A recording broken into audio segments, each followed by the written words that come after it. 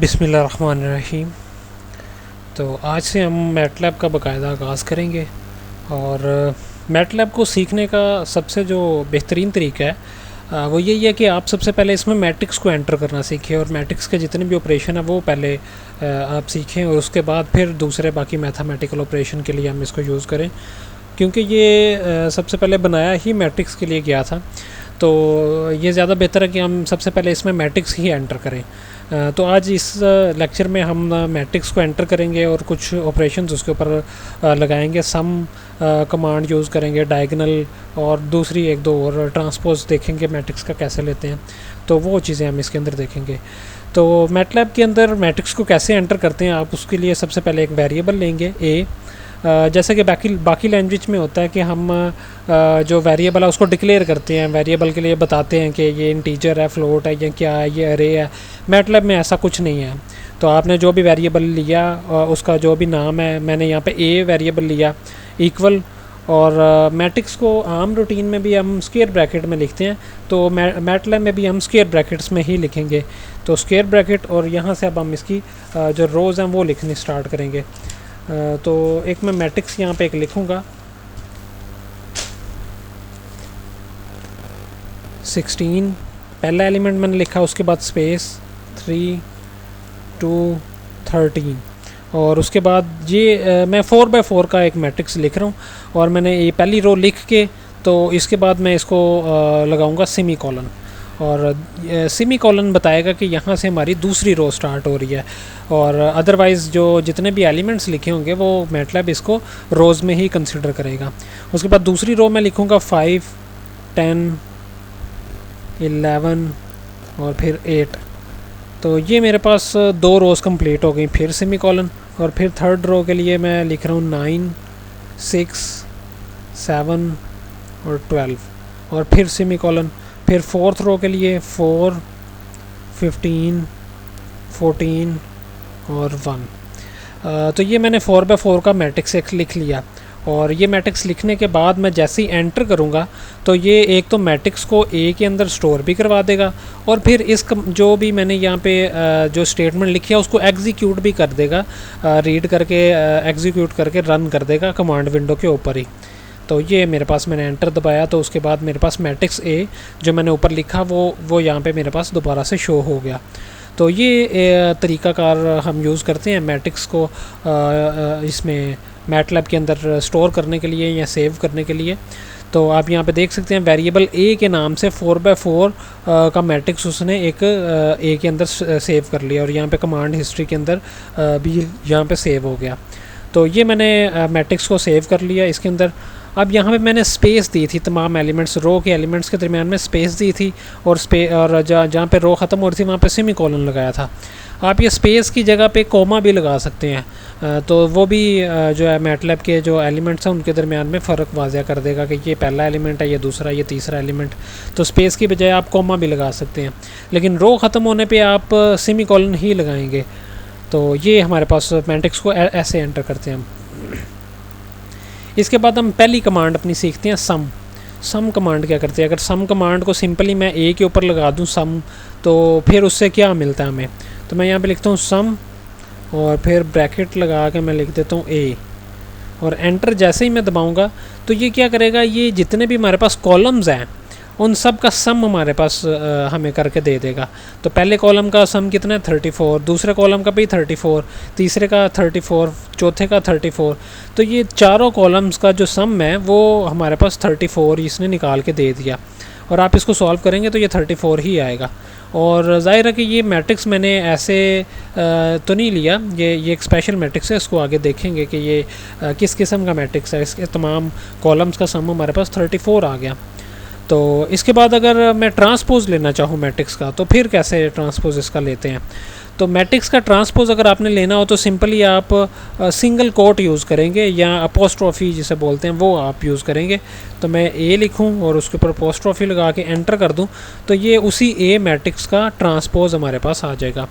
और अगर मैं किसी वेरिएबल में उसको स्टोर ना करूँ डायरेक्ट कमांड लिख के एंटर कर दूं तो वो अपनी तरफ से एक वेरिएबल आंसर नाम का वेरिएबल ले लेगा और उसके अंदर इसको स्टोर करवा देगा।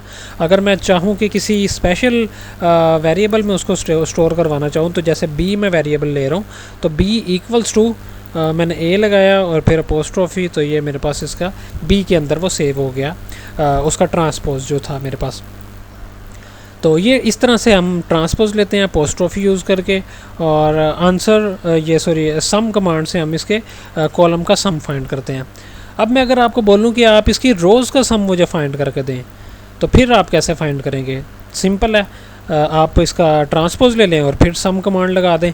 तो पहले ये कॉलम का सम दे रहा था, तो अब आपके पास जो है वो रोज़ का सम आ जाएगा, क्योंकि जो ट्रांसपोज से कॉलम रो में और रो कॉलम में चेंज हो जाता है। तो अगर मैं इसके सम फाइंड करना चाहूँ इसके रोज़ का, तो सम कमांड और फिर ए और अपोस्ट्रोफी, जो मुझे ए का ट्रांसपोज जो है उसके कॉलम का सम मुझे करके दे देगा, और ये भी 34 आ गया। तो अब ये इसके कॉलम का भी अगर सम करें, जो ट्रांसपोज से हमारे पास मैट्रिक्स आया वो भी आपके पास 34 ही आएगा। तो ये एक स्पेशल टाइप का मैट्रिक्स है जिसके रोज़ का सम भी 34 है और कॉलम्स का सम भी 34 है। इसके अलावा अगर आप इसके डायगनल का सम फाइंड करें या एंटी डायगनल का सम फाइंड करें, तो वो भी हमारे पास 34 ही आने वाला है। तो ऐसे मैट्रिक्स को हम बोलते हैं मैजिक मैट्रिक्स। तो डायगनल एलिमेंट्स कैसे शो करेंगे? हम डायगनल एलिमेंट्स देखते हैं। तो डायगनल एलिमेंट्स शो करने के लिए हम लगाते हैं कमांड DIAG, डायग। ये कमांड आप लगाएंगे ब्रैकेट, और वही ए हमारे पास जो मैट्रिक्स हमने लिया हुआ, तो इससे हमारे पास ये जो है एक कॉलम की फॉर्म में इसके जितने भी डायगनल एलिमेंट्स हैं वो हमें शो कर देगा। ये 16 10 7 1 16 10 7 1, तो ये तो था हमारे पास जो ट्रांसपोज वाला मैट्रिक्स था, और ऊपर वाला जो मैट्रिक्स है हमारे पास ये भी 16 10 7 1। तो ये हमारे पास इसका डायगनल के एलिमेंट्स आ गए। तो ये डायगनल के एलिमेंट्स हैं। तो इसके डायगनल के एलिमेंट्स का सम क्या होगा? तो सम हम अगर फाइंड करें, वैसे तो सम हमारे पास आंसर के अंदर इसके अंदर हमारे पास डायगनल एलिमेंट सेव हो चुके हैं, तो सम आंसर में करूं तो वो मुझे डायगनल के एलिमेंट्स का सम ही देगा। लेकिन मैं इसको प्रॉपर अगर पूरी कमांड लिखूं सम और फिर डायगनल की कमांड दोबारा से लगाऊं DIAG और फिर ए, तो ये क्या करेगा? सम कर देगा डायगनल ऑफ ए का, ए के डायगनल एलिमेंट्स का सम हमें फाइंड करके दे देगा। वो भी 34 आ गया। जैसे मैंने आपको बताया था कि डायगनल एलिमेंट्स का सम भी इसका 34 आएगा। तो ऐसे मैट्रिक्स को हम बोलते हैं मैजिक मैट्रिक्स। अगर मैं आपको बोलूं कि एंटी डायगनल का सम आप फाइंड करें, तो फिर क्या होगा? एंटी डायगनल सबसे पहले देखते हैं कि एंटी डायगनल कैसे फाइंड करते हैं। तो अभी तक हमने जो कमांड यूज़ की, आप ये ना कमांड साथ साथ लिखते जाएं ताकि आप इसको बाद में याद कर सकें। एक सम कमांड हमने यूज़ की, फिर ट्रांसपोज के लिए हमने देखा अपोस्ट्रोफी की कमांड है, उसके बाद हमने देखा कि हमारे पास जो है डायगनल एलिमेंट्स शो करने के लिए उसकी जो कमांड है वो हमने देखी। इसके बाद हम देखते हैं कि आगे हमारे पास एंटी डायगनल एलिमेंट्स कैसे हम शो कर सकते हैं। अगर मैं बोलूँ कि आपको कि मैट्रिक्स है, इसको आप फ्लिप कर दो, जो इसके जो राइट साइड पे आपके दो राइट वाला जो कॉलम है ये लास्ट वाला कॉलम बन जाए और लास्ट वाला कॉलम राइट में आ जाए। इसी तरह से ये दो दरमियान वाले दो कॉलम भी इंटरचेंज हो जाए, मतलब टोटली ये जो मैट्रिक्स है फ्लिप हो जाए। तो उसके लिए हम कमांड कौन सी यूज़ करते हैं? उसके लिए हम एक कमांड यूज़ करते हैं फ्लिप LR। तो मैं लिखूँगा FLIP और LR।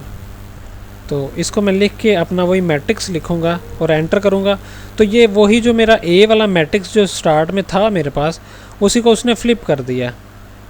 आप यहाँ पे देखेंगे 16 5 9 4, ये सबसे लास्ट वाला कॉलम बन जाएगा हमारे पास। ये 16 5 9 4 ये इसने फ्लिप कर दिया। अब जाहिर बात है अगर ये मैट्रिक्स फ्लिप कर चुका है तो जो इसका डायगनल था वो अब एंटी डायगनल पे आ चुका है, और जो इसका एंटी डायगनल था वो अब डायगनल एलिमेंट बन चुके हैं। तो अब आप इसका जो है सम फाइंड करेंगे तो वो एंटी डायगनल का सम हमारे पास आएगा। तो मैं वही सम कमांड लगाऊंगा, और आंसर के अंदर वैसे तो हमारे पास फ्लिप हुआ मैट्रिक्स आ गया है, लेकिन अगर आप चाहें तो फ्लिप कमांड ए के ऊपर लगा के दोबारा से इसको कर सकते हैं, FLIPLR और फिर ए। तो इससे क्या करेगा वो सम करके डायगनल की कमांड भी हमें यहाँ पे लगानी पड़ेगी।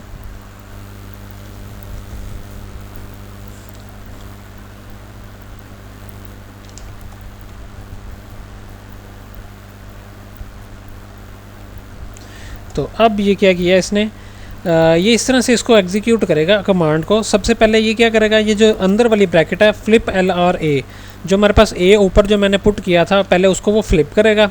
फिर डायगनल की कमांड इसके ऊपर लगेगी तो ये डायगनल के एलिमेंट्स फाइंड करेगा। फिर सम की कमांड लगेगी, वो डायगनल के एलिमेंट्स जो आएंगे उसका सम कर देगा। तो मतलब एंटी डायगनल जो हमारे पास है उसका सम भी 34 है।